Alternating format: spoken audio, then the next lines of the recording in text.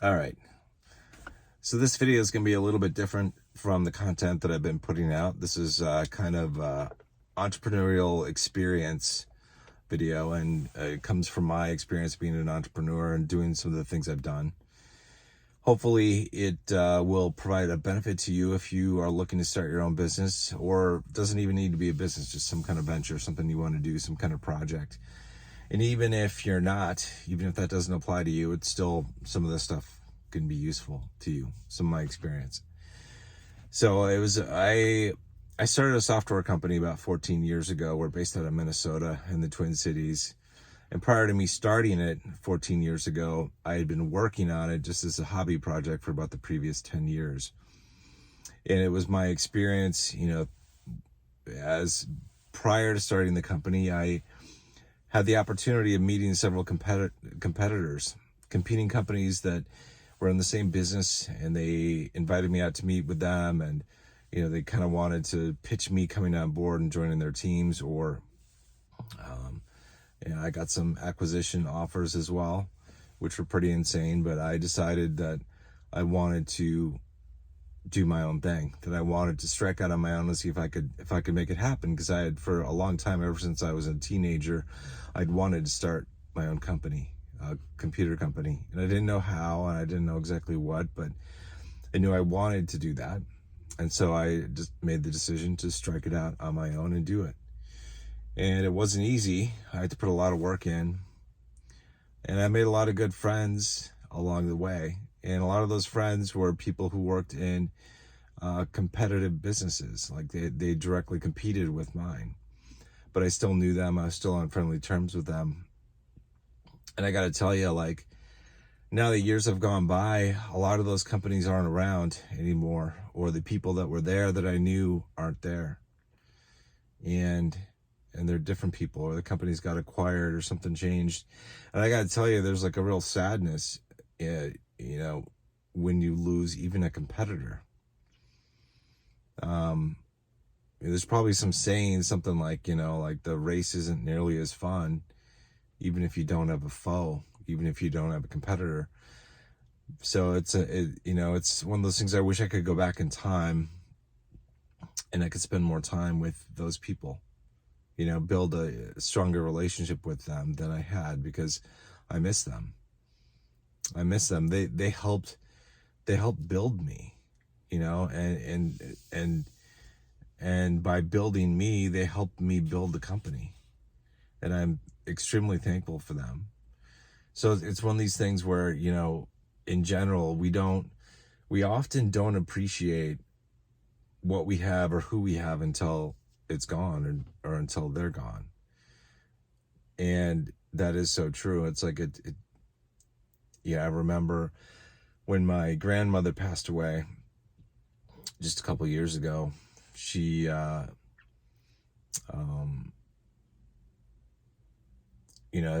her funeral, I got up and I said a few words, and I made I made comments. I said to everybody, I said, look, it's like, this is a reminder that we should all take advantage of the time that we have and the people that we're with, that we should appreciate them, that we should value them more, because sometimes we don't. And I'm guilty of this too. Like, I try to be better at it now that I've learned over the years, like, how I should appreciate people. And but it wasn't, I'm still filled with regret, and I still screw up, right? We all screw up. We're not perfect.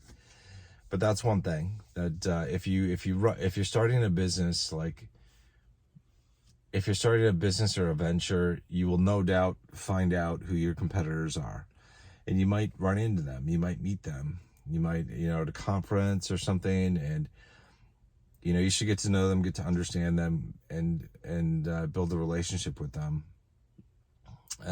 Because someday you might look back and you might be really sad that they're gone.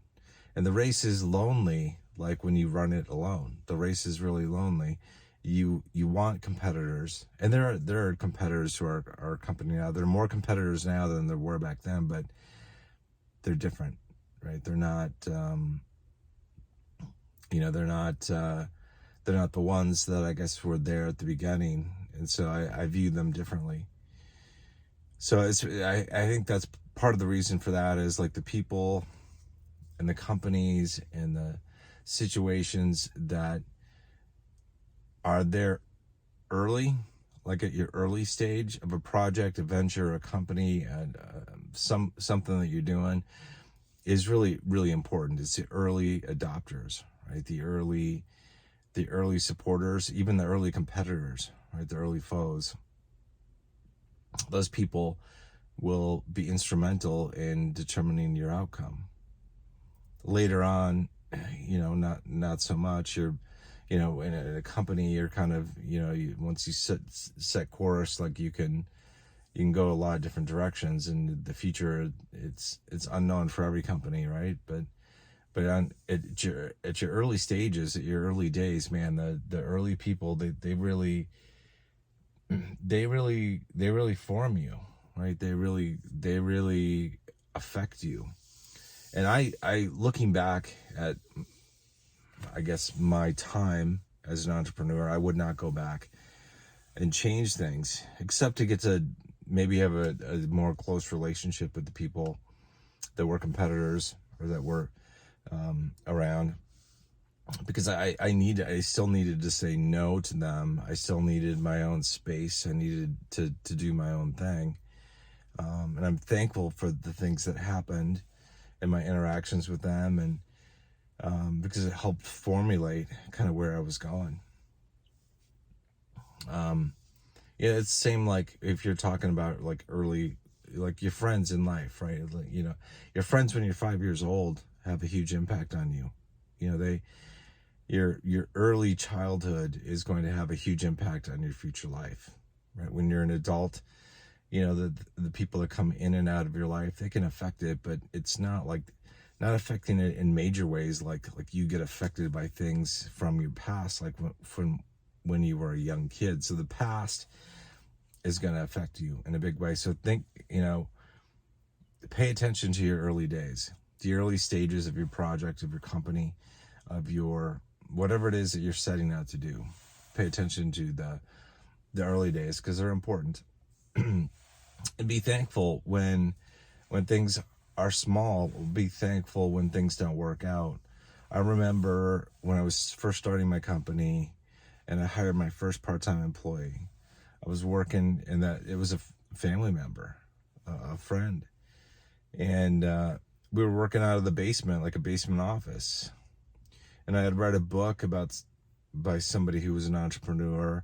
And I remember a line from her book, and she says something to the effect of, remember your spaghetti days. Remember the days when you didn't have much and all you could eat for dinner was spaghetti. Something like that. And I just remember that because I look back at the past with a great deal of fondness. I look back at our earliest office space and then our first official office space when we actually rented an office outside of the home.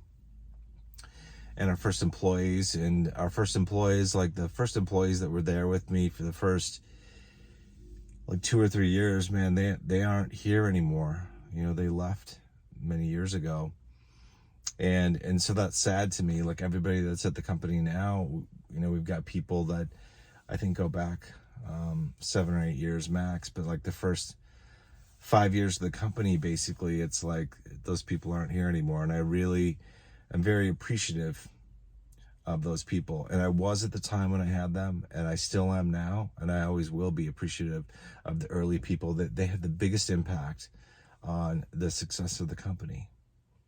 Because we were so small, things were just starting, and it was so important at those points in time that the team that I put together be the right team to take us to where we needed to go. And I didn't know what the hell I was doing. I just, I had to use my gut instinct. And this is something to keep in mind too. Like, you have to trust your gut. Trust your gut in relationships, in friendships, in businesses, in entrepreneurial ventures, in jobs, in anything. Trust your gut. Your gut is going to tell you what's good for you. Okay? You got to trust your gut. That's a huge part of being successful in life.